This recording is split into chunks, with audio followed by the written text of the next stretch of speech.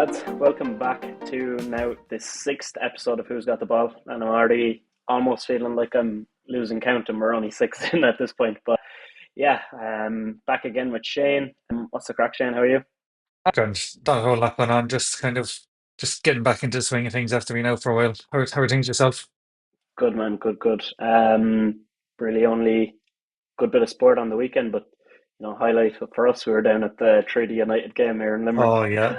Do you want to give the synopsis of that for anybody who doesn't know?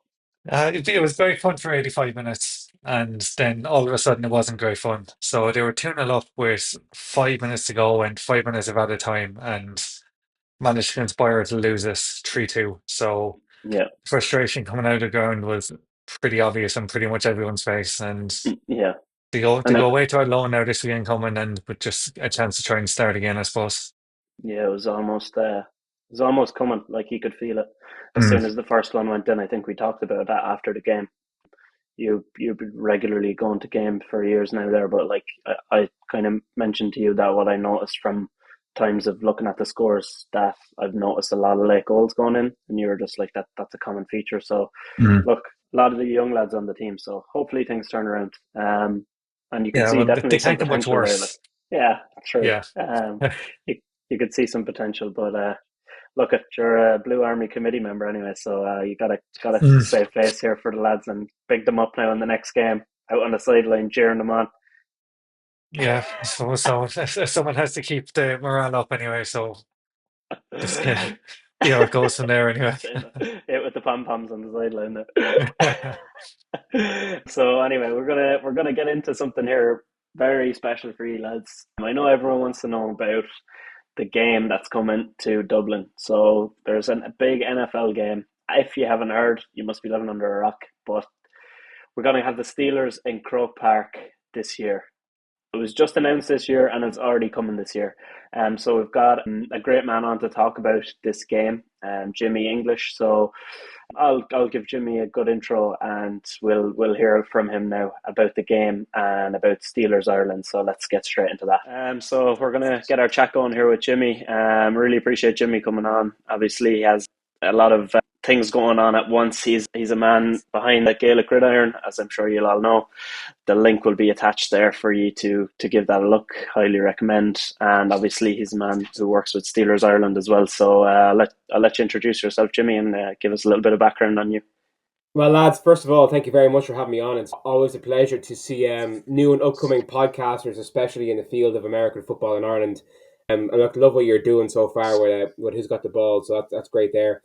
Um, yeah, I mean, for someone who works in marketing and media, I'm absolutely woeful about talking about myself. So I'll do my best to give a succinct overview. I mean, been involved in American football in Ireland as a player and I suppose writer or podcaster for over 10 years now. I had a tenure as a player in the league. And I suppose it was during my playing time with the Panthers and Rhinos, and even as far back as Drogheda Lightning that I decided that I wanted to start a blog to kind of build the profile of American football in Ireland, my experience as a player, and that was called Inside the Ten, and that's a long time ago now. But from that, I started Gaelic Gridiron, and I suppose the idea again was really just to, because at that time it was very much a niche sport, and it still is relatively niche today, albeit it is getting bigger and bigger every year.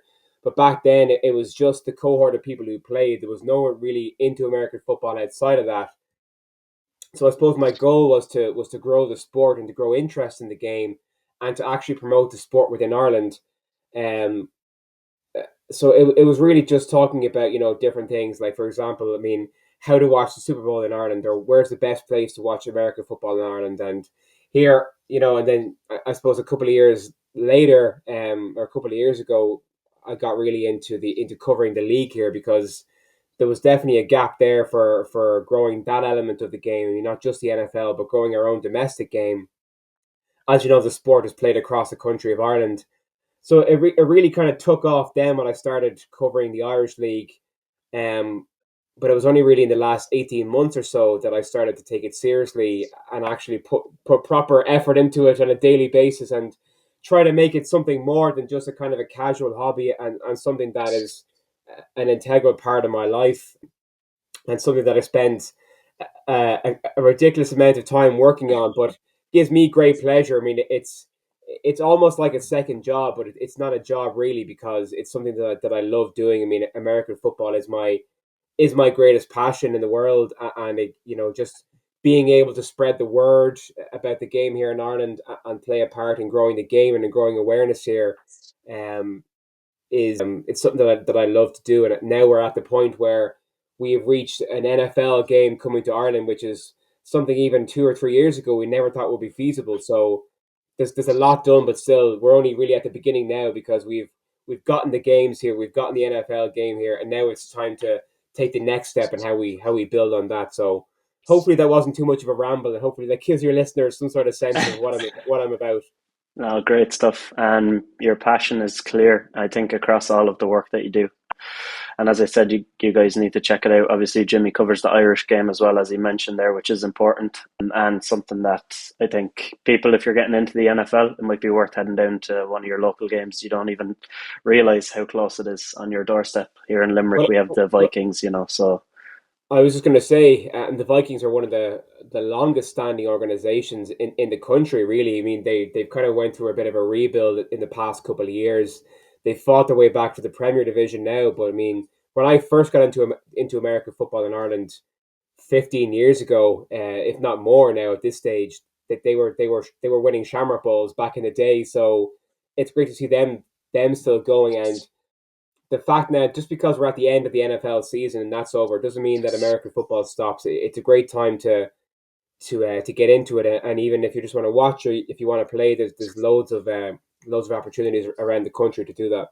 yeah. And I know the Vikings are always looking for volunteers, and players, coaches, everything. So anyway, you want to get involved, it's a good way to do it. But we'll definitely be down there ourselves, for their opening games. But anyway, you kind of touched on a bit of your background there, and you mentioned the big game, of course, that we're all excited for, the first NFL game in Ireland. And it's people like you, I think, that laid the groundwork for things like that to happen. I know people might see the growing fan base as something that just came about overnight, but it was years of Yeah, passionate fans before anybody knew about the game, and that kind of put in that work, that got Ireland noticed, and I think that's commendable as well. And I think a lot of people ought to notice that as well, that hard work. But it's such a big moment. It's going to be more than a game. It's going to be yeah. months. It's going to be months of stuff. And I just want to know, kind of, what were your initial reactions when obviously you knew a little bit in the background it was coming, but maybe the first time you heard of it coming, what was your kind of feeling? Yeah, well, I had an inkling, James. I'm not going to lie that there was an announcement was coming, as you say. But when I was actually announced on the afternoon by Peter O'Reilly from the NFL, we were all in the conference call, and to be honest with you, just hearing him say, the NFL is coming to Dublin, I was genuinely shaking, trying to trying to compose myself. It's a good thing that our cameras weren't on, otherwise, I would have been in an absolute state. But it was truly just, it's something I think I'll remember for the rest of my life, is that moment when we actually officially found out that a game was coming here. And as you say, it is a culmination of years and years of hard work and growing that fan base. But it's also testament to the passion that Irish fans have, and the noise that we made on an international stage to get the NFL's attention and go, okay, we can host a game here.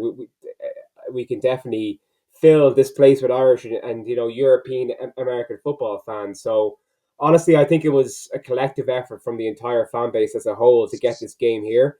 Um, and the fact that it's the Steelers is a special connection. It's a special thing, not only for me, because I'm a massive Steelers fan, and I try to not be biased when it comes to my coverage of the NFL. I know it is tricky sometimes, um, but the connection that the Rooney family have to the island of Ireland, and the Steelers founder Art Rooney Senior, the chief himself, what has his parents came from up north. So I think that was something that's really really cool to see them come here and play their first ever NFL game in Ireland, and to be part of that. But as you say, it's not just going to be one game and one day. It's going to be a whole 10 days or month of activities and building up and, fanfare. I mean, anyone who's been to the college football games in Ireland, which were in part, definitely played a part in proving to the league that, okay, Ireland can host these large scale American football games and can sell these out. So we've all seen the demand for those games. But I mean, those games, those festivities only really start the weekend, maybe the Friday or the Thursday perhaps before the game. The NFL game is going to be a week. It's going to be at least a week of fan events, of the teams being here, of all the build up. It'll honestly be like a mini Super Bowl, I think. That's the kind of energy that the entire city of Dublin is going to shut down for the week. It's going to be absolutely incredible. And I think it's because it's the first time. It's a historic event. Um, I mean, I still can't believe it's actually happening, and I don't think I will actually believe that it's happening until the build-up starts and we start hearing more and more about it. But when the Steelers first landed into Ireland 2 years ago, um, to announce their presence in Ireland as part of the global NFL's global marketing program, I think we kind of knew at that stage that there would be a game. It was just a matter of when and whether how far off it would be. I mean, a lot of us didn't think it would happen this soon, and that was quite surprising that they announced it in 2025 to happen in 2025. So that's a tight turnaround time. Which kind of means that the league and the Steelers have been working on this the whole time in the background and planning the logistics and all that sort of thing. And we all thought it would be 26 or 27. I mean, 27 to kind of coincide with the anniversary of the 1997 game against the Chicago Bears in Croke Park. But Yeah. the fact that it's happening this year is incredible. And I think for anyone who has never been to an NFL game, just try and get there because it's going to be so special. It's going to be just unbelievable, to be honest with you. Yeah, I think people could even soak in the atmosphere if they don't manage to get a ticket. Exactly, yeah. Dublin would be such a good place to be at that time. I think not a lot of people know as well about that game that you referenced, the preseason game against the Bears. So that was already a game of American football in Croke Park involving the Steelers. So that's a pretty special thing to come back here so many years later. And of course, the Rooney family did play such a big part in that, as you referenced. I think we held off on speaking in general about this game last week. Obviously, with the Super Bowl, we wanted to focus on that and wait till we had yourself on to chat about it. But I throw it to you, Shane, for a second. What was your initial feeling when you heard that game was announced? What did you first think? A bit like yourself, Jamie. Like I couldn't believe how quickly they had done the turnaround on it. As you said, like to announce it in 2025, to be held in 2025, it's incredible. To be perfectly honest with you, like how that they haven't kind of said, "Oh, we'll give you a game, or we're going to kick the can down the road there, and we'll do it in 24 months or 36 months." The fact they just said it's happening this year, and like everything was set up, the ticket like register went out and everything. It just I don't have quite got my head around it yet, like how quickly it's just going to come around, and it's just as you said, it's going to be a week or a month of just festivities. Dublin is going to be an incredible place to Bananas. be for that weekend. It's going to be absolutely incredible. I'm really, really looking forward to it. And just the fact that they teased it and tantalized it so much. I mean, it was I think over Christmas there was a whole flurry of reports online, and Mm. even people in Pittsburgh and the States. I mean, ESPN I think reported on it. USA Today, the Irish Examiner. Yeah. So these are major outlets. I mean, Yeah. genuinely, promoting this game. We were getting But Adam Schefter tweets and everything. yeah, sure. I think it was during one of the London games he tweeted. Yeah. And all the Irish people all the Irish lads there, myself and Michael McQuaid and all those lads, we are all kind of panicking, going, "No, you better not announce it now." But then even during the Super Bowl, I thought they would do it. So there was the press conference, the international press conference happens every year at the Super Bowl, typically to announce an international game. And this year at that, they announced the Australia game, which in itself is fairly cool. Yeah, brilliant. But I was convinced they were going to announce the Ireland game, so that was a bit of a letdown. So then when they did the subsequent online conference, it was it was just such a special moment. But it's going to be just completely overshadowed when we actually do get the game here. Just to see all these international fans coming together, and even the Irish fans. I mean, this is for the Irish fans. This is a reward for their passion and their hard work and their fandom, and hopefully it won't be a one-off occasion. We'll get multiple NFL games in the future here. Yeah, I think we definitely will. I think the fact that, as you mentioned, the college games here, how successful they've been, how well the crowd has shown out. Now, I do know that they did bring over a lot of fans from the specific colleges throughout the years, especially last year. But the Irish fans in general have a chance now to show their passion for the game, and I Yeah, think that will show the NFL not only they know it's feasible because of the college game, but they know that the passion is there, and we can put on a show for a game like that, and kind of make it like, as you said, it would be like a Super Bowl to us. We want really the rest of the world to see that too, and I think definitely in America with a lot of Irish ties, especially with the Steelers, that's going to shine through. yeah. I just want to touch on your work with Steelers Ireland. Kind of how did that come about, and what would be your main points there that you'd like to share? Yeah, I mean, first of all, just it was an incredible opportunity when I was given the chance to work with the Steelers here. I suppose that came about towards when they were planning to launch into Ireland as part of the NFL's global marketing rights program. They, of course, selected Ireland, given the ties to the country historically that we have discussed. And obviously, it was well known and well publicized that I was a big Steelers fan. So through again Michael McQuaid of Pro Football Ireland, he reached out to me and asked me if I'd be interested in coming on as a co-host of their official podcast for Ireland. Um, and I think we've done 2 seasons now. I could be wrong, but I do believe it is 2 seasons we have done now. And I suppose the podcast was kind of the key part of their marketing strategy to grow a fan base here in Ireland. Just to have something where fans, run by fans, hosted by fans, taking fan questions, giving a fan's perspective on the Steelers' performances throughout the year and just the whole kind of thing of Steelers Ireland. So that's been fantastic. We have really gone from strength to strength over the past couple of seasons, and obviously now with the game coming this year, we're going to be stepping it up again in terms of the content we're putting out. Obviously, we'll be hoping to do a. Now, this is speaking hypothetically. There's no plans here, so nobody quote me. We're in the off season now, but I mean, you would think that we would do something as part of the game, either a podcast before, after, getting out there and meeting the fans. But I suppose the podcast has been a great opportunity for me with my media work, but also it's given me the opportunity to see close up just how much effort the Steelers are putting into growing the game here in Ireland and growing their fan base here in Ireland. I mean, of course, we had the 2 watch parties in Croke Park the past couple of years. Great success, great forum for fans, great opportunity for NFL fans in Ireland, even if they're not Steelers fans, to come and watch a game in that kind of atmosphere.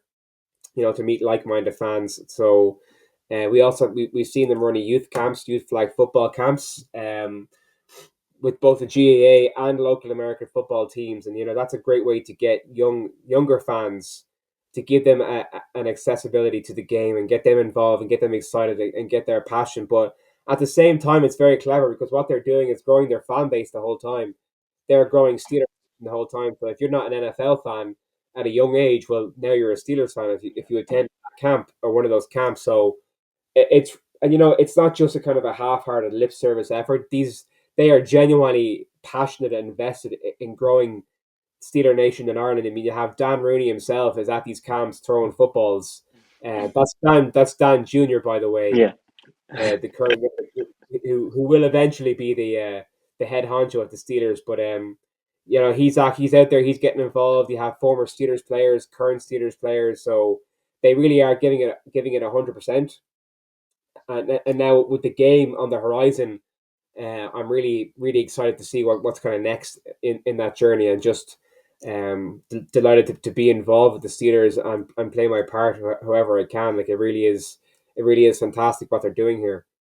Yeah, I think such as you mentioned, the fact that now if you're a young fan and you've gone to a Steelers camp, you're going to be a Steelers fan for life. It's like you've been brought straight into the game, and that's the first thing you've Absolutely. seen. It's such a smart way of doing things, but it's, I think, a fair payoff, more than a fair payoff for them to get more fans, to get the game to grow in this country. But the effort they're putting in to do it, as you mentioned, is excellent.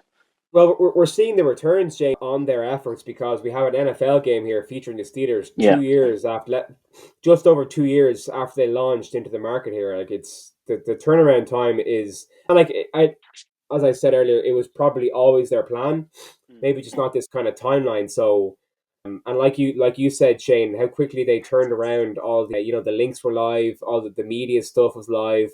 They announced a partnership with Aer Lingus to be the official airline um, of Steelers in Ireland. We would expect a direct flight to Pittsburgh to be announced in the coming weeks.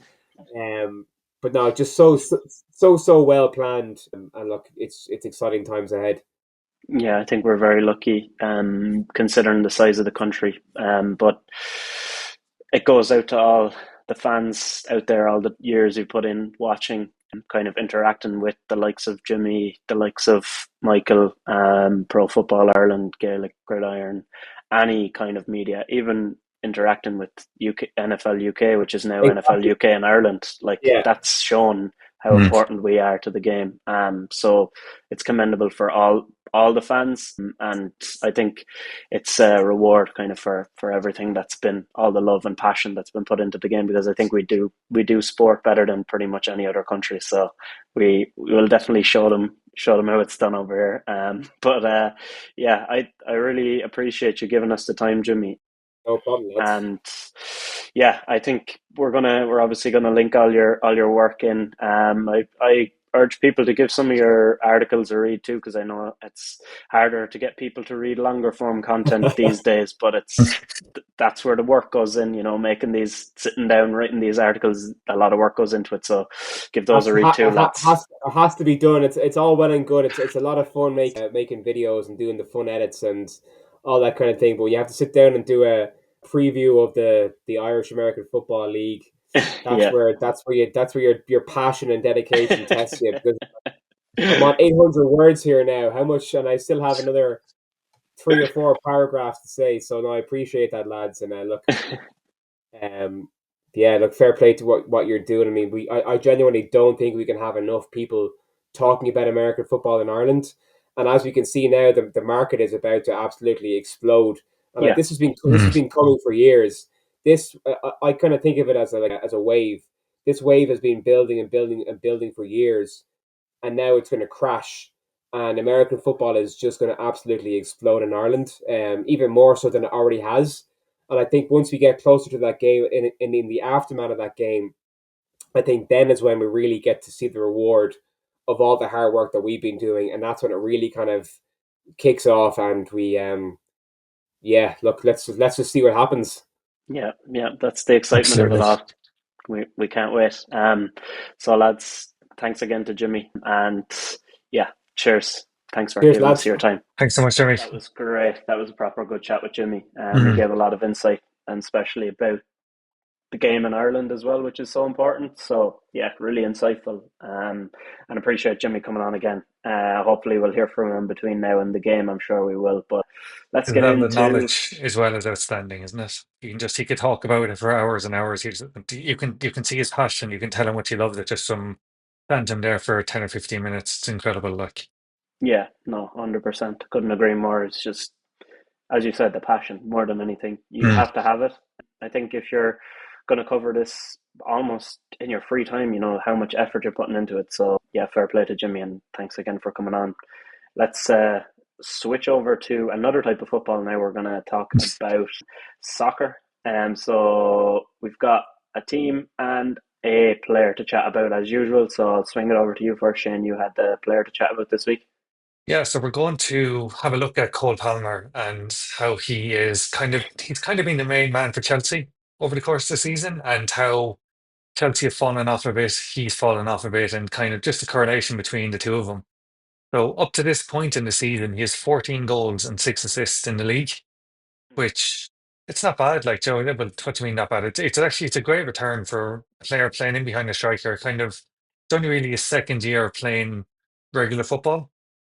But I just feel that despite the amount of money Chelsea have spent, the billions, literally billions they've spent, no one they brought in is there to help him. Like the players around him, you have the likes of Jackson, Neto, Madueke, Nkunku. like none of them are there to kind of like take the passes off him or take some of the mantle off him. He just kind of seems to have to almost play hero ball by himself nearly every week, and his goals have dried up. He only has 4 goals in the last 11 games. He had 9 in the previous 11. He has no assists in the last 12 games because, Mm. as I said, like there's no one there to help him. The passes aren't going to feet. He's just kind of struggling a small bit on his own now, and Chelsea are just, there was a stage there where they were quietly quite good. They're now quietly very bad again, and no one is talking Hmm. about them because there are bigger crisis clubs than the likes of Tottenham, the likes of United are just kind of, they're taking the headlines away from Chelsea Yeah, being on this bit of a bit of a bad run as well. yeah, I think you're right that he's basically like having to play hero ball. You could see even in the last game, he had a woeful shot that went wide, and then he kind of started throwing his hands up in the air, probably more out of frustration than anything that nothing else was on or that the others weren't doing what he wanted. It might seem like a bit petulant if you look at that on its own, but you need to understand the full situation that the guy is in. He's having to carry them. A big thing that I noted that you mentioned there is that no assists since the 1st of December. That's crazy stuff. Mm. Like what are the other players doing? Because I've noticed that looking at the stats here, like he has the most Premier League chances created of any player this season with Yeah, 64, and like Chelsea are the fourth most for big chances missed in the league with 44. So obviously not all those were ones created by him, but it's I can guarantee a big chunk are. And you mentioned Jackson there. I think they've actually. I know he's been very wasteful and he's gotten criticism for that, but I think without him, the team doesn't really play the same now that he's been out. yeah, I They think that's don't clear as press to as see well. as well. Yeah, like Joe having Nkunku in there is not having the same effect as Nicholas Jackson was, and like on paper before, like when Nkunku was in Germany, you'd have said, "Oh, what a signing!" But he Yeah, can't get into the first team, and there is arguably a worse player playing ahead of him. That worst player is what's making Cole Palmer tick. It's kind of yeah, like he's helping bring Madueke into play, and you can see the difference now without him. I think one of the biggest issues Palmer has is the midfields have been non-existent. Like he's meant to be the attacking force. He's won 102 duels and made 76 clearances in the league this season. it's not So his like job. it's not his job exactly. Mo Salah doesn't have 102 clearances. Mo Salah probably doesn't even have 5 clearances. Like it's kind of it goes to show that there's no one there who's kind of almost doing his running for him, for want of a better way of putting it, that he can Yeah, kind of be the focal point, be the main man. And since the midfield have fallen off, the people around him have fallen off. He has been very obvious that he is on a bit of a downward spiral at the moment as well. yeah. There's not a lot of outlets there. Like I think you mentioned, like Madueke. I think he's been probably one of the most consistent wingers for them, even though he hasn't been over the like overperforming or performing to what people expected. But you noticed the drop off when he came off at the weekend, and you had Sancho on there. Like Sancho Mm. doesn't run back; he doesn't track at all, and Chelsea fans are getting sick of him already. And there's a reason for that. So this was to be expected, in my opinion, about Sancho. But look, that doesn't help Palmer either because it's another weak link there that he doesn't have that outlet that he can trust. And without Jackson, he doesn't have the focal point to bring others into play, as you mentioned, that will do the hard running, that will lead the press and bring the other players with him. Chelsea have dropped off a little bit now, and they've had a lot of possession this season. I think only City have more possession than them, Mm. or more passes, maybe. But I think it's kind of blunt possession in the last couple of months because they have kind of fallen off a cliff, and I don't see how they get back there. I don't. I know, like before the two games against Brighton, Maresca was coming out and saying Hertzler wasn't the top manager. He wouldn't be sold on saying that.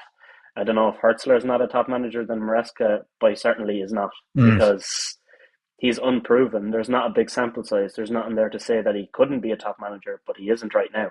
And Hertzler made him look silly there in the last couple of games, A not hundred them. percent, and he made it look easy as well. Like Brighton Yeah, weren't exactly on a flying on a horn themselves, exactly. They and just got beaten 7-0, and then they come and whack yeah, Chelsea. what one ball over the top is all it took to put Brighton up in the lead, and after that, Chelsea were never getting anywhere next to near that game. Then, and the thing I found is that like Cole Palmer is almost it's like he feels he's to play centre mid, attacking mid, and striker. So he's Yeah, having to win the ball back himself to kind of get himself on a run, to get himself into an attacking position, to have a shot or try and find a pass. Yeah, And like that's what Enzo Fernandez should be there for. It's what Moises Caicedo, they paid the 120 odd million nearly for him. yeah, And none of exactly. them are doing anything to help him out. And Joe, I just said his frustration might look petulant, but it's fully warranted. Like when you're in a squad of players that has cost £1 billion, and Yeah, none of them are showing up for you, none of them are willing to make the run for you. And coming from like working with Pep, where everyone runs, you've no choice. I'd say it's yeah, very difficult for him to understand what's going on at the moment. yeah. And I think the fact a lot of those players were bought for a lot more money than he was, Mm, you'll think obviously that won't play into a lot of players' minds, but I'm sure he's thinking these lads are paid. Teams paid twice as much for these lads as they paid for me, and I'm here running the show. Like they've done this whole thing of buying a lot of young players. I think it's absolutely destroyed the culture because even after the game on the weekend, sure, Caballero had to force them to go over to clap the fans. And the only one who even went near the fans was Reece James. The rest of them wouldn't even clap the fans. Like that's toxicity literally personified. So very bad. Feel for the guy because he's a very talented player and a big United fan. So no hassle if he wants to come across and play in Manchester. But yeah, I think yeah, such a talent. Probably one of the only players that worked out in this whole. You can't even call it an experiment because it's their ethos now buying all these young guys. So they're stuck with it. And if only one or two works out, they're in a tough situation. Their next game is true. away at Villa, and then they have a couple of easy Mm. games against Southampton and Leicester. They have to win those. They're in big trouble anyway because the 8, 9, 10 year contracts they've given to the likes of Joe Felix, they now put him out on loan. He's on a 6 year deal. He's 6 months into a 6 year deal on ridiculous money. Outrageous. Like, but Mikalenko, I think he was on a 7 year deal. I haven't seen next to near him Mudrick, in you mean? the Yeah, Mudryk, sorry, yeah.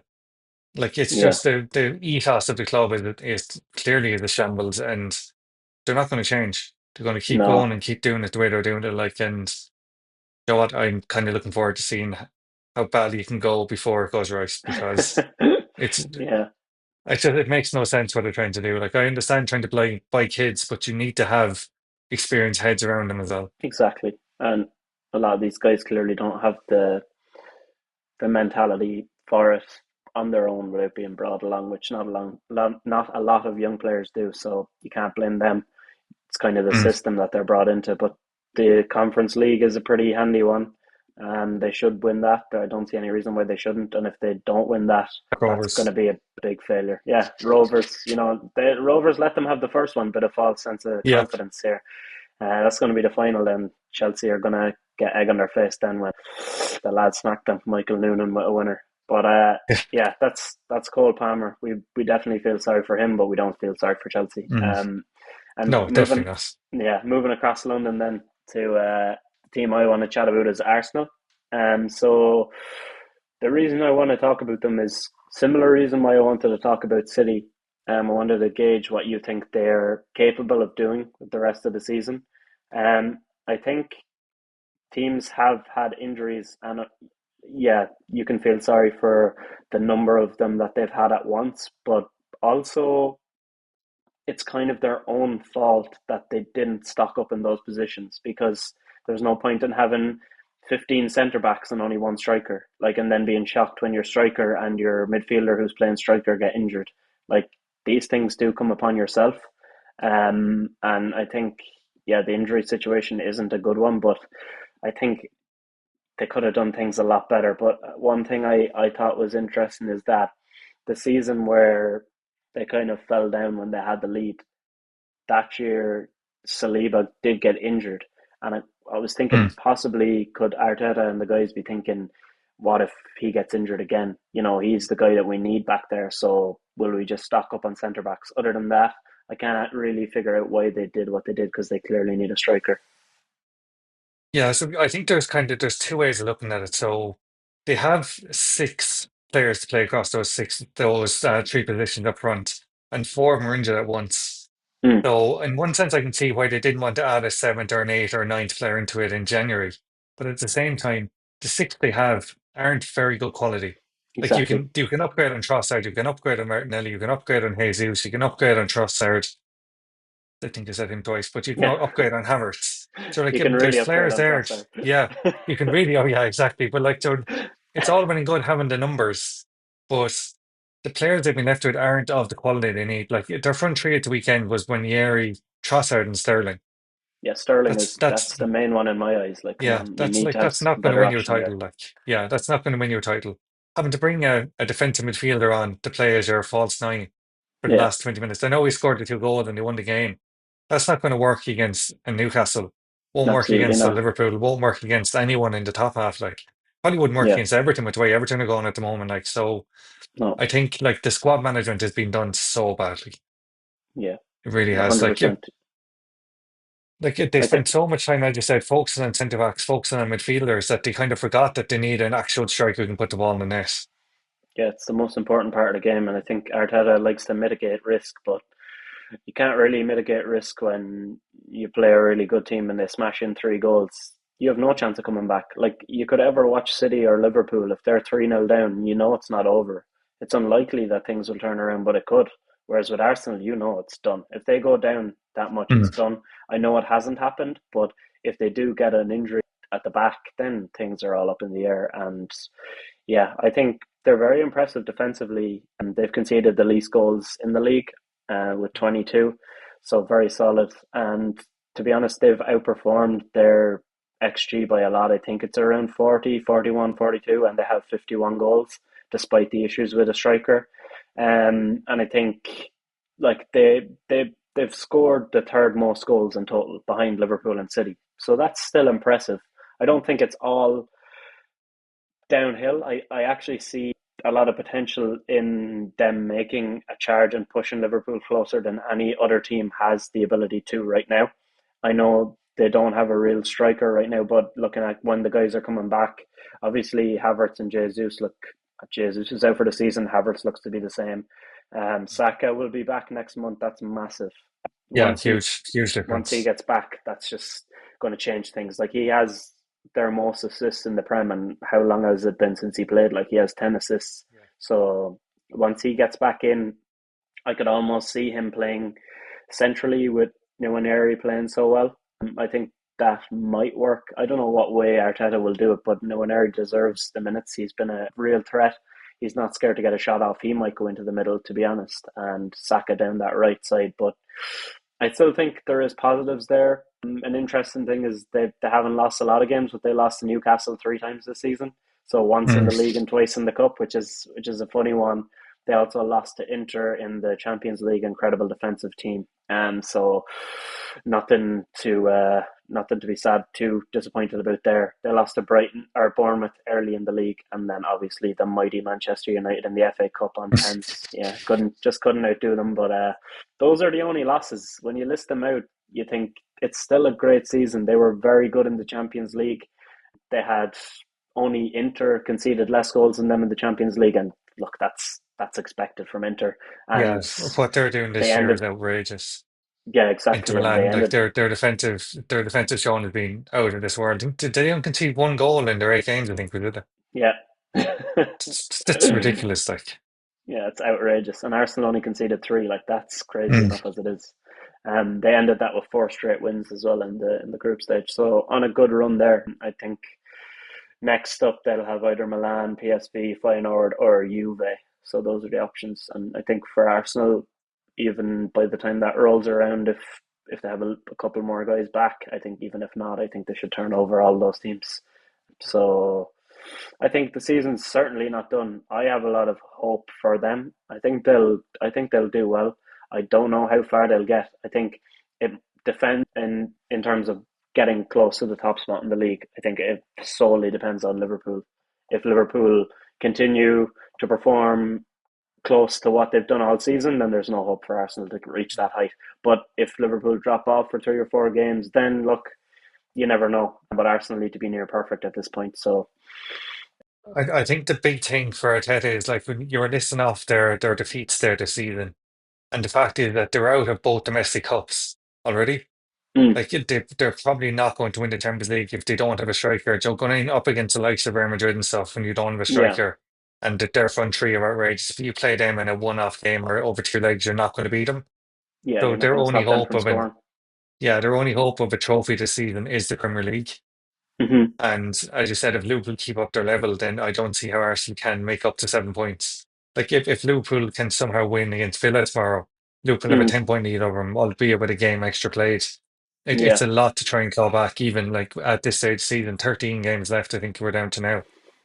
Mm. So I think if Arteta's another trophy this season, that's serious questions will have to be asked of him. Then after that, I'm not sure Mm. what you think yourself, but I think if he goes another trophy this year, then I think he will be under serious pressure in the summer. I think I personally think he'll be okay because he'll use the injuries as a escape here, but I think and the media isn't too harsh on Arsenal, so they won't put that pressure on him about the English media in general. I'm speaking about, Mm, but I think if he was at another club, yeah, certainly he'd be under pressure. I think he'll have another year, but Arsenal fans turn very quickly. They're okay now when mm. they're winning a couple of games, but before that, they turn very quickly. The fan TV and all that stuff, hilarious Mm. videos outside the stadium. But yeah, I think in general, I think they'll have to get Liverpool dropping points in these next three. I think against Villa, City, and Newcastle. If Liverpool get through those with 7 points even, yeah, I don't think Arsenal will catch them in at that point. So Mm. big week and a half coming up for Arsenal to watch what Liverpool do. But yeah, I think that's pretty much all we have on Arsenal, and we touched on Cole Palmer too. So two London teams focused on there. Just one But more thing that I oh can't yeah, believe I work didn't away. bring up, but their goals from set pieces, like Mm, 20% of their goals in the league this season, they have 10 goals from set pieces. I just think that is Jesus, it's out of this world. I think like I it's didn't kind realize of it was that like high. it's mad how like a team that is so high up the league, so well thought of, second best team in the league comfortably at the moment, and they rely so heavily on getting set piece goals. I Mm. don't think we've ever seen the likes of it. Obviously, Joe, people compare him to Stoke and stuff, but like Stoke were clearly on a level that's way below this Arsenal team. Like, what do you Yeah, make of them having been so kind of reliant on set piece goals to get them over the line in a lot of games? I think it's not a reliable way to win yourself a trophy. Mhm. I think it could be a reliable way if you're a Stoke to win you like an FA Cup, like or something like that, like or to get far in it or something like that. But as you said, they're not Stoke; they're a higher level of team, so they can't be doing this kind of dark magic in the box, like where they're clearly fouling people, and that's going to get pulled. Like this season, they're getting away with it, but guaranteed in the summer, if they score 3 or 4 or 5 more goals from corners, there's going to be an issue taken with that in the summer with the pushing and shoving that they do, dragging people down at times, checking people's runs. If that happens anywhere else on the pitch, that's a foul. So I think they're lucky in some sense with the things they get away with there. I know they've had a bad do with officiating at times this season, but those things they are getting away with, and I think that might be pulled. But I don't think it's enough. I think other than Saka coming back and going on an amazing run and giving Salah-esque numbers for the last few weeks, other than that, I don't see how they go away from those set pieces, to be honest, as well. Because if Marino is going to be the striker, they're just going to be launching balls in, and it didn't work for them Mm. at times this season too. That tactic, so yeah, an interesting one for sure. We're gonna head into Gan Seans now, so I'd like to point out that it was my first week with a win. I got one right. Shane got none. So I've continued my streak. 5 weeks of just getting 1 point. So yeah, just slowly trudging along until you get your next 5 pointer. But I'll take what I can. So what have you gone with for this week for that? So I've gone with Wolves first of all this week. So Wolves are 9-2, Bournemouth are 8-15. If Wolves can play like they did against Liverpool on Saturday, I think they have a really good chance of beating a lot of teams who are above them in the table this season. I think they're far better than their league position shows at the moment, and I think they'll start picking up wins. I don't know what's happened after happening with me and Bournemouth, but I'm not as hot on them as I was tonight. Put them in the rankings a couple of weeks back. I think they're due to hit a run of form that is not very good, and I think it will start this weekend. Interesting. I have gone with the Knicks to beat the Cavs in the NBA. They're Nice. both on very, very good runs, but I think the Knicks are they're kind of like they're plugging away slowly now. They're plugging away nicely. They're coming into championship ready almost, kind of preseason Yeah. ready, sorry, postseason ready. Yeah. And I don't see why they can't go and beat the Cavs. I think but if they're not on a level playing field, they're very, very close to it. And I think it was an easy enough one to pick for this week. Yeah, I And like I've that one. also gone for I've also gone for Forest to beat Newcastle in the Premier League as well. Mm, yeah, nice one. Um, I've actually gone with that too, so we're overlapping with that one. What's your reasoning? you're for I think Forest last weekend they lost to Fulham, but the weekend before that, to put seven past Brighton. Yeah, yeah. They're clearly they're good at bouncing back. I think Newcastle are going to be a bit more up and down before the end of the season, getting battered by City at the weekend, and Mm, you could very easily see Forest, Chris Wood kind of bullying their centre backs the way Marmoush and Halland did at the weekend as well. And to be honest, definitely. there weren't many other options that I kind of fancied in the Premier Mm, League this weekend, so I said I'd give Forest a go because I do think they're a better team than Newcastle, I think. yeah, I've gone for similar reason, and I just think that as when we talked about the lads Forest earlier in this in one of the episodes, I think it could have been the first episode even. We Mm. said that they're a team that looks like they'll continue this run. That it's not just like a bit of a streak. And I think that's the reason that I've gone with this. Forest are 31-10, so pretty much 3-1, and then Newcastle are 4-5. I don't know. Newcastle obviously being home has skewed those odds, but I think that's a great price for Forest. Newcastle Definitely. possibly have an eye on that silverware as well because that's massive for them, and obviously Forest need to bounce back to stay in the top four, and Newcastle play very similarly to Brighton. So I think, yeah, I could see Forest doing a number on them. Probably not another 7-0, but maybe a 3-1 or a 2-1. I think it's Mm. going to be a good performance there. Then for in the basketball in the NBA, I've gone with two games. So I've gone with Minnesota to beat the Thunder. So I've gone Timberwolves to beat OKC. So Timberwolves are 31-25, and the Thunder are 44-10. So I think just the fact that it's in Minnesota, I think gives them a good chance, and they have had nights there where they've really turned it on, and then they've had nights where they've been atrocious. But they just beat the Mm. Thunder before the All Star game, and it was the first time all season where the Thunder were losing from wire to wire, so from the start till the end.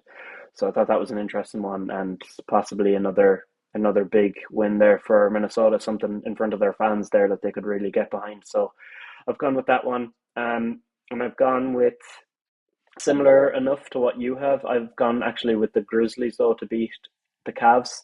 So that's on Sunday night. So I've looked at the fact that they're playing the Knicks before that. It's going to be a Mm. tough game and one they could possibly lose. I think they might scrape a win, and then they're heading to play the Grizzlies on a Sunday. A very tough team and physical team, good defense. I think they might struggle there. So it's Grizzlies are currently 36-18, and the Cavs are 44-10. So yeah, those are my three picks. So I think the thing with yeah, the Cavs as well is when they've lost, like they haven't just kind of lost one and then won 4 or 5 in the bounce. If they lose one, they kind of lose two or three in the bounce before they turned around again. I know it hasn't happened often because they are 44-10. But I don't think they've had any standalone defeats. I think every time they've had a defeat, they've added a second one on top of it before they've managed to mm, arrest the slump again. So we could both get it right on that, where they lose to the Knicks and then follow it up and lose to true. Yeah, that would be an yes, interesting one for sure to see them lose two yeah, games, and both of us have them right. Like so, let's see. Let's keep an eye on that. That would be an interesting bet anyway. But yeah, I think I'm a good bit behind you, so I definitely need a 5 pointer some stage. But yeah. let's see how we go getting into the season. Obviously, it's just NBA and soccer now at this point, so there's no NFL. But for anyone who's only tuning in now at this point, what we're doing here is we're picking teams that are playing against odds-on favorites in the Premier League, and teams that are playing other teams that have five or more wins more than them. So, because obviously the odds aren't out by the time we're picking these teams for the weekend in the NBA. So it just gives you a nice underdogs to look for at the weekend and gives us a bit of a competition there with the points. So, moving on then There's to no the competition. NBA. No competition. Yeah, yeah, yeah, yeah. Speaking too early, I just can't wait to clip that. no competition from Shane. End of the season, he's going to win by 50 points. So I better just stop talking now. On to the NBA. I'll let you take it away. We're going to talk about the All Star weekend. Um, what a massive waste of everybody's time. Start to finish, a waste of time. Like I said last week, that the only reason the 3 point contest, sorry, the slam dunk contest was still a thing was to keep Mac McClung relevant. And he's gone and won it again. In fairness to him, he is absolutely incredible at what he does, jumping over Yeah, cars and spinning people and stuff. But like a when bit that's all more he's than doing, jumping he over probably a should be chair, good at it. like you were stating there I last meant to week. say car, sorry, I meant to say car. Oh But like yeah, it, yeah, when that's all he's doing, he should be good at this. yeah. Like He's I been just think I practicing all thought year. Like, the whole weekend was just a shambles. I thought there was nothing hmm. enticing about watching it. There was nothing that kind of grabbed the attention and kept you in. Even the format of the All-Star games, I saw a thing. There was 42 minutes of basketball in those 3 hours, 80 minutes of ads. That's Like awful. double the time of ads as there was for the three matches to be played. I just think the whole thing, And then you add losing in all the other LeBron and crap as well Giannis as that was well. going on. Like, Yeah, like the 3 point contest was a bit disappointing as well. Like so Tyler Hero was excellent, but Damian Lillard disappointing. Jalen Brunson disappointing. Like all the players that were knocked out in the first round, I really expected more from. And the fact that none of them kind of even I don't know, I know I'm going back and forward now, but the Spurs being disqualified from the skills challenge for yeah, breaking the system. Do you think so? It's just kind of the whole thing start shambolic. to Like, finish was just awful. Yeah, awful. yeah, I don't know, man. I just like that was like one of the like highlights of something a bit mad happening there with like Wemby and Yeah, CP3. And to be honest, you watch them do that. Like, okay, they're trying to. I don't know why. Like, who cares? Like, if you win it or not, doesn't actually matter. And what are they doing? It just looks so stupid the way they're just throwing the ball up. You're saving yeah, yourself time. Yeah, they're going for the time, but just play the thing how it's meant to be played. Like, no one cares about it anyway. So just do it. But yeah, I suppose it did give us a bit of a talking point. McClung, proper Duncan legend, I'd say, literally just practices all year because he has nothing else to do, like G League and then yeah, dunk contest. But yeah, fair play to him. I think that last dunk was sick. The one where he like tapped the rim and then dunked yeah, it. Like how he gets his eyes that high is just athleticism, like unbelievable. And he's not even that tall. Like the hops he has are crazy. So yeah, fair play to him. Castle was the only other one who really did anything. The other two oh, guys, yeah. I The other think, were two. very, very nervous. Yeah, they had Mm, some nice ideas, but they just could not execute. And then they just went for simple dunks. So it was a bit, yeah, it was really a bit of a damp squib there. Like it was pretty bad. And then the 3 point contest was an absolute stinker as well. mm. Like Lillard didn't perform, but he lit it up in the first round, and then he was clanking them off the rim to start the second round. Like to start the final round. I mean, like come on. But he way underperformed his initial score there, and ultimately the only thing that matters is that I was correct that Tyler Hero would win. Like so. Yeah, if only you'd added points to your Gan Chance guesses now, that'd be handy for you. Yeah, I But think that's an extra 10 points for me. I think we discussed. oh, is it okay? That's what we said. We agreed on that last week, did we? Yeah, yeah, yeah. Go back and I have it in the tape there.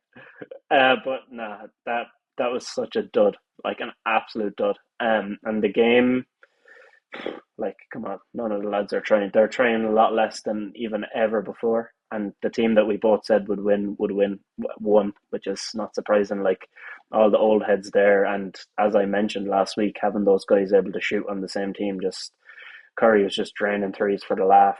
Harden had a couple of step backs. Jason Tatum was draining threes. Like it's just a team who can shoot threes more because nobody plays defense. So yeah, a couple of things I've seen around since then that make next year seem a little bit better would be the fact that there's already some guys going back and forth saying that they might play next year or Yeah, contest in the slam dunk. So we had a tweet from Ja Morant, a tweet from Giannis, who I think then said that no, that wasn't true. But Ja definitely said he would, and I think Zach Levine said he might run it back. So I would love to see that McClung, who's like the modern day dunk contest hero, against Zach Levine, who obviously had probably took part in the best one of all time, yeah, against definitely. Aaron Gordon. So yeah, hopefully we see that next year. To be honest, because it needs something. Yeah, but like I think there's only so much you can save by saving the slam dunk contest. Yeah, I think the All-Star game itself. Mm, I know they tried to refresh it this year by doing it that way, but it really didn't work at all. Like there was nothing enjoyable about any of the games. And the one thing I was kind of looking forward to was seeing Shengun, and he got 13 seconds. So I it's kind know. of they're like they just shot themselves in the foot with the format with They don't play these guys like they just play the names, yeah, the ones that are exactly. fit. And Like like there was a load of fuss on Twitter from like Turkish people who woke up at 4 o'clock in the morning to watch him play in the All-Star game and so on for Jesus, that's 13 shocking. seconds. Like it's kind of like if you're trying to like Joe, we were talking earlier about the Steelers and how they have kind of appealed to the wider market. Like if you're trying to appeal to a European market and then leaving the Turkey's biggest star on the bench for the whole time, like you're not really going to appeal to anyone by doing that. Like Exactly. That's such a good point. And how the NFL has grown the game over here. The NBA is the reason that they're kind of lagging behind in viewership is in the US because of the format. The league could be a lot shorter and people are sick of the injuries and a lot of the things that going on there and pretty much pointless NBA Cup. But a yeah, thing they could do is try and grow the game here because it's massive in Europe. Like basketball is massive in Europe, but not as much like kind of in Ireland. The UK is pretty big, not massive. France is getting bigger, but it's mainly like Serbia. It's super big for basketball. Spain and Croatia, like a lot of basketball heads there. So why don't they grow the market of the NBA in those countries and in Europe in general? Because I think it really is something that they need to tap into. Obviously, basketball is big worldwide, a lot bigger than American football is worldwide. Like they need to use the NBA's name and these big stars, I think, to grow. And those two like games in Paris, like I know everyone was excited to see Wemby, but like that's all they're gonna do. It's not a huge effort that they're putting in. But one yeah, thing and I like saw that go on, sorry, sorry. go ahead, and I'll Like I throw. don't think I don't think there's a better time for him to do it either. With like Luka Doncic being the way he is, Nikola Jokic being as good as he is, Wemby, like they have stars and faces that they can use to like Exactly, really push the NBA in Europe. It's like some of the best players in the world at the moment are European, and exactly. they're not using it to the best of their advantage at all. Like Yeah, exactly. So many great European players like Sabonis and stuff like that as well. mm, Like didn't even mention, how big the game is in Lithuania, Latvia. Like that's just an untapped market that they're really letting themselves down by not kind of trying to grow the main league because they say like world champions when they yeah, win the NBA, but like you can't be a world champion by winning a game that's played massively all over the world, like Australia as well. You need if you're gonna play in that, you need to be able to take on these teams, bring your guys over to play against them, play different things during the season, try and get those leagues more involved by bringing guys over, things like that.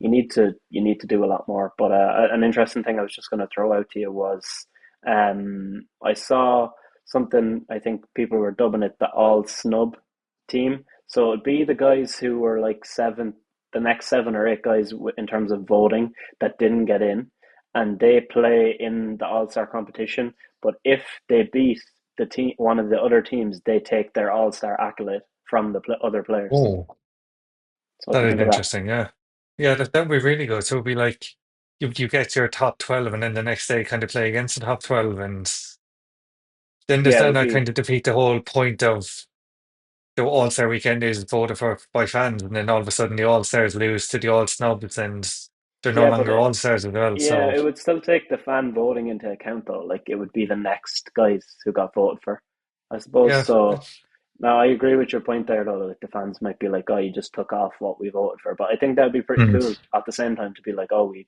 beat the All Stars. We weren't good enough in the world's eyes to be All Stars, but now." yeah, But it's not even just like fan voting. There's some weird like the system isn't because Lamelo got so many votes and then he didn't get in. So for someone like him, then I think that would be pretty cool. But yeah, I thought that was interesting. Another one is the possibility there might be a one-on-one competition next year, which would be great if the players put the effort into yeah, that. that'd be And there was a class. mention that could be a 1 million prize for that. So yeah, don't know. Yeah, Let's see.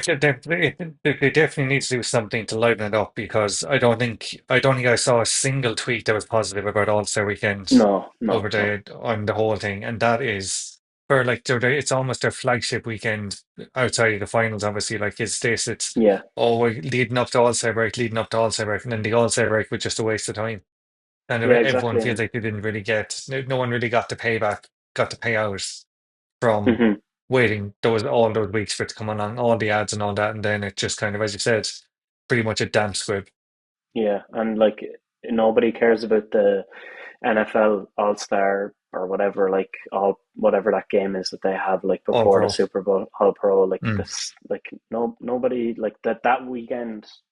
Nobody is looking at that and going, "Oh, this is such a big point in the season." But the NBA All Star Weekend is massive. Like people love it, and as you said, there's fans in different countries even staying up to watch someone, play there and play in it. And some guys didn't even get included. The likes of Sabonis, who probably deserved to be there, and that would have had another fan base. I'm Yeah. sure he probably wouldn't have even got minutes. So, yeah, they need to do something, and they need to change something. But let's see next year. I don't know. With Adam Silver, he's doing a lot of different things at once, and I don't know what he's going to do if he's going to make more changes. But something needs to happen. But yeah, like you mentioned as well, negative tweets about it from people. Like I didn't even bother tweeting about it at all because I was like, it doesn't deserve any extra time. And I was like, we'll save it for when we're basically unleashing on air in the podcast. But getting into the power rankings now, I suppose to wrap things up. Last week, we gave our power rankings with the Eagles included. So now obviously we're moving into a new part of the season where it's just NBA and Premier League ongoing. So what have you got for us this week? I've kept Liverpool at top. I still don't see if the Eagles couldn't knock them off top spot, then I don't see how anyone without the Eagles is going to knock them off top spot. I just think everything is still kind of it's all very positive. Joe beat Wolves at the weekend despite not having a shot in the second half. Yeah. And big game against Villa tomorrow. They're still top the league, top the Champions League, same kind of rinse and repeat as the other couple of weeks. I just think they're brilliant. I really do. Mm-hmm. I have a new entrance in at number two, Oh, go and for it. it's hard to ignore them anymore. I have put Arsenal in there, and they're straight in at number two. Oh. They're on a 15 game unbeaten run. They're Liverpool's kind of main challenger for the title this season, and Mm-hmm. they found a new way to win at the weekend, putting Mikel Merino up top. I just think I can only ignore them and let my bias take over for so long. I think they do have to get in there eventually. Yeah. I think outside of the I domestic have, cups, they have yeah, to be in there. Like yeah, 100%. Even like as you said, three goals conceded in Champions League as well is just it's it's some crazy. going like so. They definitely do deserve to be in there. I have the Cavs in the third. I still Nice. think they are the best NBA team. And them and the Thunder are just, I still think they are the two to beat, even though I Mm-hmm. have backed them to be beaten this coming weekend. But I do still think they are 44 and 10 is just, for for a team that was so unfancy to get to 44 and 10 is just, it's really, really good. And I Mm-hmm. would like to see them keep going. I have the Knicks in the fourth. Nice. Again, they're another team on a great run. As I said during Gan Seans, they're a team that are just like they're coming along nicely now, coming into playoff time, and I think they're only going to go from strength to strength. I have Man City at fifth, another new entrant. They're on a City. good run. He's gone and put They're Arsenal and City in. yeah, they're coming up the table now. They're up to fourth now, I believe. Yeah. I think they will catch Forest. I do think Forest will finish top four, but I think City will get third. Marmoush looks a great bit of business. And I think they are going to go on a bit of a run now that can get them. They won't catch the top, but they'll definitely get closer before the end of the season. And finally, in sixth, I have the Thunder. Nice. Again, Yeah. another team, one of the best there is. I think they're really enjoyable to watch. And I think they're also 44 and 10. They're another team that Yeah. have been just incredible all season. And it is hard to leave anyone like that out. Yeah. 100%. I've gone similarly at the top. I've gone with Liverpool. Like you said, there's nobody that would knock them off this at this moment unless they start losing. There's no really reason to drop them. So yeah, they deserve that top spot. Consistent as you mentioned. Then in second spot, I've gone with the Thunder. I've gone with them here because I think they've been pretty good over the last stretch. They're 8-2, so they deserve that spot. I think in second place. I've gone NBA run here really. Then in third, I've gone with the Nuggets. And the reason for me they're ahead of the Cavs is because they're on a good run as well. They've won, I think, their last eight in a row, so I think they're a real challenger. I don't think they have much of a bench. I think they'll struggle because of that. So I think, yeah, we'll see what happens. But Jamal Murray turned it around, as I mentioned last week when I spoke on them, continuing to do so. So they're my third spot. Then I have the Cavs, as I mentioned there, adding them back in. As you said, one of the best teams in the league, really consistent over the whole season, and yeah, just such a good team to watch. Very strong defensively as well at times when they need to be, just locking it down. Mobley, excellent, so good, such an improvement. So overall, yeah, they deserve their spot there. Then I've gone with Arsenal. So I've got them in there too. Like, for me, the only reason they're a bit lower is because of those losses to Newcastle. Obviously, I think in the long run it'll probably benefit them that they're out of competitions, but they almost got to the final. Like, you need to make Mm. that push, I think, at that point. But yeah, we'll allow that because of all the impressive stats that we mentioned earlier. They're in fifth, and then wrapping up, I've gone with Bournemouth. I think continue to be good, on a good streak. And I know you said that they may be due to go on a cold one, but until that happens, I think they deserve a little shout out, a little spot here. They got the win at the weekend. They made a little bit hard work of it against Southampton, but look, there's a bit of a derby there. They got the win. That's all that matters. They won impressively in the league, in the FA Cup, sorry. And then before the Liverpool game, they were on a good run as well. And look, they Mm. pressed Liverpool as much as they could. They did very well in that game, I thought. So yeah, I think they deserve that last spot. So that's my top six. So we've got a couple of similar teams in there. I think, yeah, in the NBA and Premier League now, it'll be interesting to see when we have three from each what teams we Yeah, go for. But definitely. I have one more bit of business, so just to wrap things up, I've got a little something to throw in there.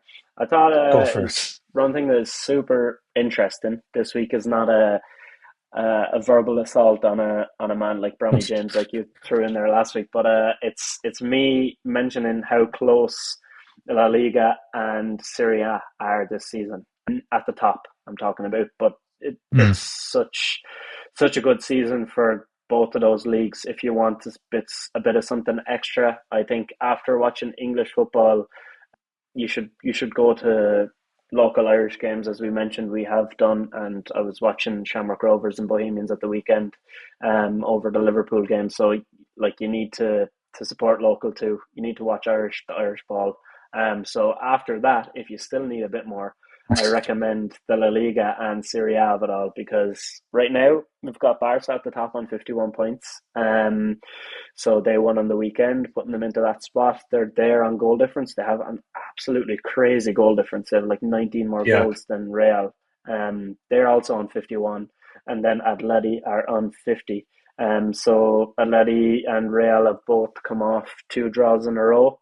I thought Atleti might take advantage on the weekend of Real drawn, but the early red card kind of goosed them there. They managed to get the point, and then not to forget Bilbao, they're in fourth. They're on 45 points, so they're still not out of it.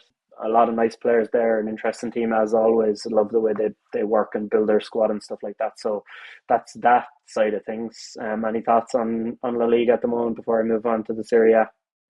Yeah, I actually watched the Barcelona game last night, and it was one of those wins that a team that wins the league gets.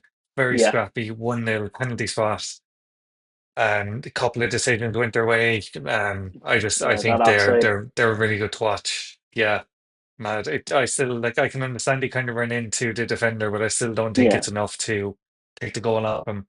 I think if people think the officiating in the Premier League is bad, oh go and yeah, watch a couple of La Liga games, it's because tragic.